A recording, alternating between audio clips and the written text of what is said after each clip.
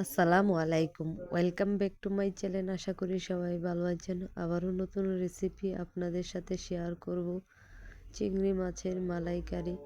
আজ আমি আপনাদের সাথে চিংড়ি মাছের মালাইকারি শেয়ার করব।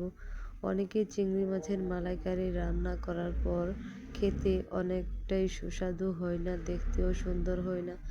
আমার টিপস ফলো করে একবার হলো ট্রাই করে দেখবেন। এখানে চিংড়ি মাছ রান্না করার জন্য আমি ফ্রাই প্যান বসিয়ে গরম করে দিয়ে দিব পরিমাণ মতো তেল। এখানে আমি 5 পিস চিংড়ি মাছ বড় সাইজের নিয়েছি। আপনারা চাইলে কম বা বেশি করেও নিতে পারেন। এখানে আমি 5 পিস চিংড়ি মাছ নিয়েছি। মাছগুলো আমি হালকা ব্রাউন করে ভেজে নিব। অবশ্যই মাছগুলো হালকা ব্রাউন করে ভেজে নেবেন, তাহলে যে উপরের কাঁচা গন্ধটা সেগুলো চলে যাবে। তার জন্য হালকা ব্রাউন করে ভাজতে হবে। আমার চিংড়ি মাছগুলো ভাজা হয়ে গেছে, এবার আমি চিংড়ি মাছগুলো তুলে নিব।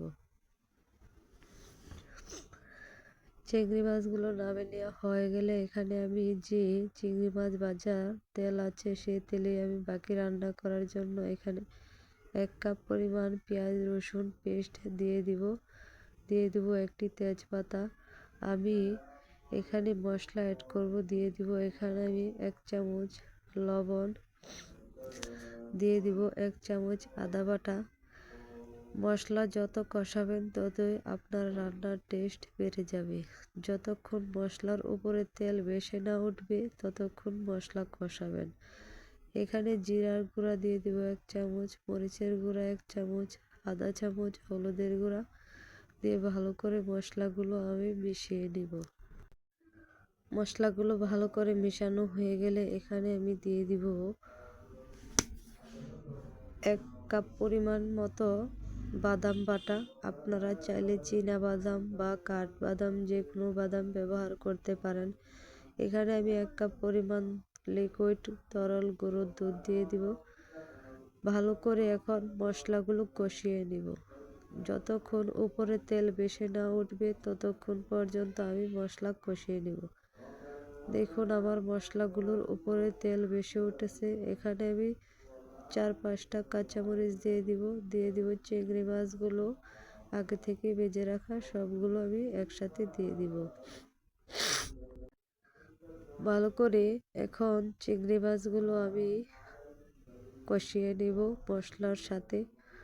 যতক্ষণ পর্যন্ত মাছ আর চিংড়ি একসাথে মাখো মাখো না হবে ততক্ষণ পর্যন্ত আমি ভালো করে কষিয়ে নেব। এখানে কোনো রকম আমি পানি অ্যাড করি নাই। দেখুন আমার কতটা মাখো মাখো হয়েছে। এবার আমি আপনাদের সাথে পরিবেশন করে দেখাবো। দেখুন রান্না করার পর কতটা লোভনীয় হয়েছে, যা আপনারা গরম ভাতের সাথে বা আপনারা পোলাও সাথে খেতে পারেন। এতটাই লোভনীয় হয়েছে যা রান্নার পর আপনারা বুঝতে পারবেন। খেলে তো আবার রান্না করে খাওয়ার জন্য আপনার ফ্যামিলি রিকোয়েস্ট করবে। এভাবে যদি আমার টিপস ফলো করে আপনারা এই চিংড়ি মাছের মালাইকারি রান্না করেন, খেতে অসম্ভব মজার। আশা করি আমার রেসিপিটা যদি আপনাদের কাছে ভালো লাগে অবশ্যই লাইক কমেন্ট শেয়ার করবেন। আর যারা নতুন আছেন তারা অবশ্যই সাবস্ক্রাইব করে বেল বাটনটি অন করে দিবেন নতুন একটি ভিডিও পাওয়ার জন্য। এই পর্যন্তই সবাই আমার রেসিপিটা শেষ পর্যন্ত দেখবেন আর আমার ফেসবুক পেজ অবশ্যই ফলো করবেন।